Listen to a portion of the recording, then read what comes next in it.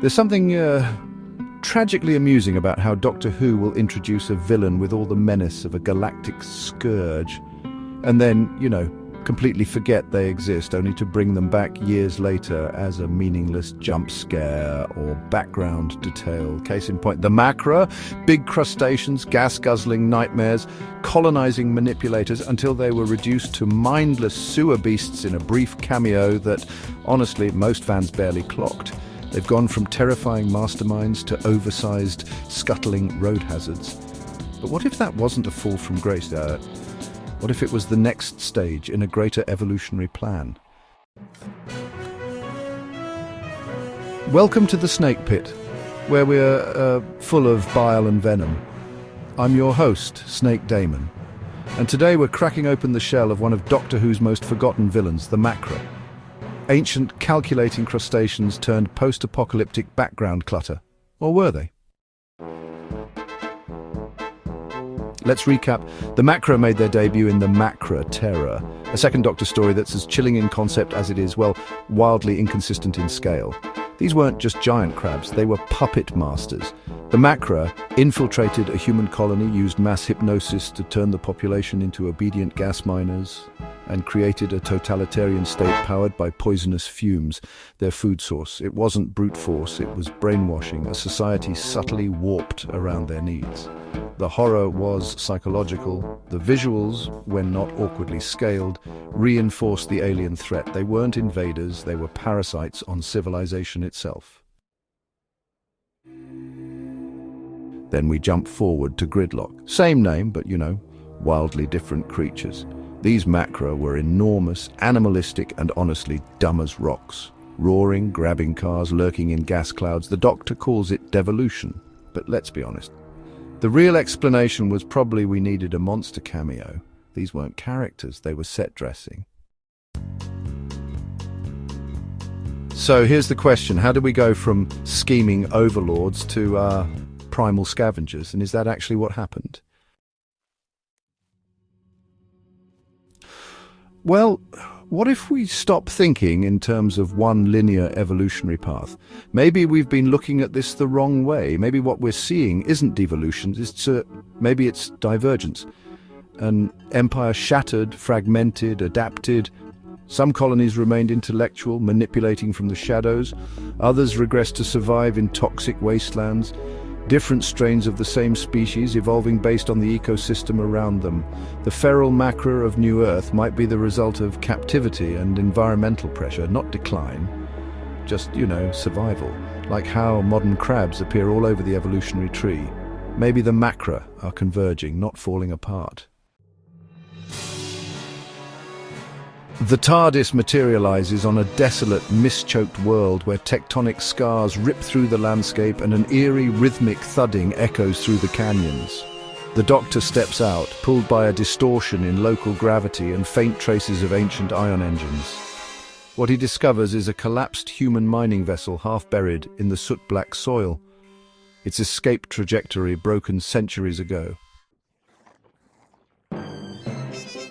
Nearby, he finds the survivors' descendants, a ragged human settlement, enslaved and terrified, toiling under a brutal schedule of labor. But it isn't machines or marauding raiders keeping them underfoot.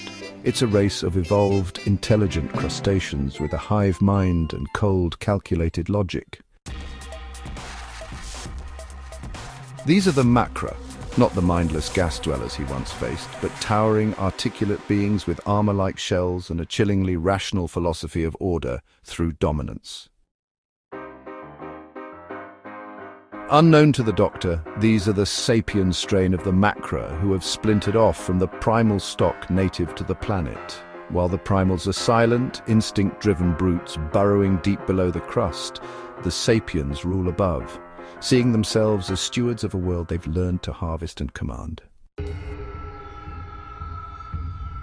The Doctor hides among the enslaved humans, trying to piece together how this nightmare began. It soon becomes clear the Macra didn't evolve here, this is their homeworld. The crash was no accident, it was fate, and the survivors unknowingly delivered themselves into the claws of tyrants. Beneath the surface, among the old vent tunnels, the Doctor organizes a resistance. The humans are hesitant. They've lost generations to fear and forced labor. But the Doctor reignites a spark of rebellion by locating the original crash ship hidden in a sealed vault and only superficially damaged.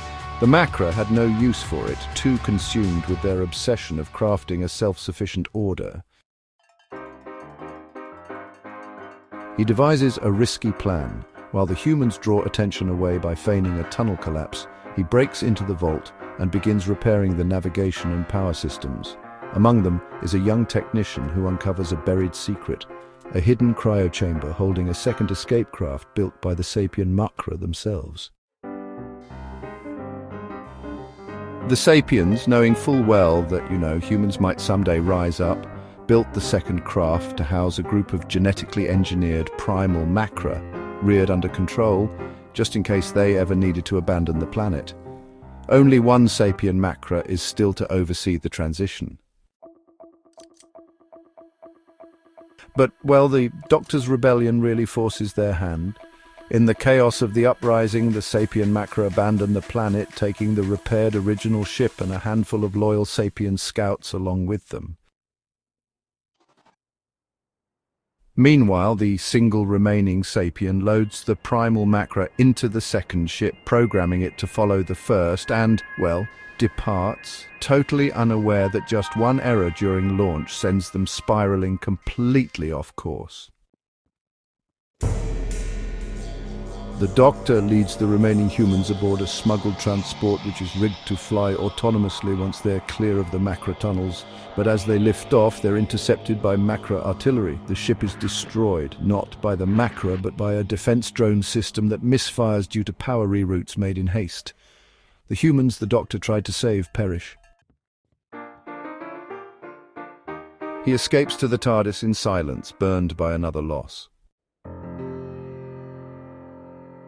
As the dust settles, the Doctor stands alone by the fractured entrance to the Macra hive. The humans he tried to save are gone in a fireball, and the surviving Sapien Macra have vanished into the stars aboard the original colony ship. All that's left behind are charred tunnels, claw marks in stone, and the fading echo of domination. Back inside the TARDIS, Grief is overtaken by curiosity. He pulls up long-range stellar traces from the surrounding sector, trying to locate where the two ships went. One ship, the original colony vessel, is easy to track. It landed safely on a lush, habitable world, likely the one the humans were originally meant to colonize. The second ship, the one carrying the Primals, had no navigator. The last remaining Sapien guiding them died mid-transit from exposure to the ship's own gas filtration leak, leaving the cargo drifting on an automated backup course, limping its way across decades of space. So, at last, the Doctor manages to lock onto the final coordinates where both ships came to rest. Quite a journey, honestly. Both vessels, two different worlds, and wouldn't you know it, there are two kinds of Macra. The Primals ship crashed into the lower valleys and was abandoned, buried and forgotten. But the dormant Primal Macra, resilient, low-function hibernators, endured in silence, nestled in the dark recesses of their ruined craft. The Sapient Strain tried to rebuild. Perhaps they thought they could rise again, recapture control over their savage kin once the world was tamed, but history had other plans. The Doctor narrows his eyes and zooms in on the data. One planet with dual moons, heavy atmospheric filtering, evolved humans, familiar satellite rings. He stares at the readings. No, he mutters, it can't be. A soft flicker on the console, New Earth. He steps back from the TARDIS controls, now piecing it together.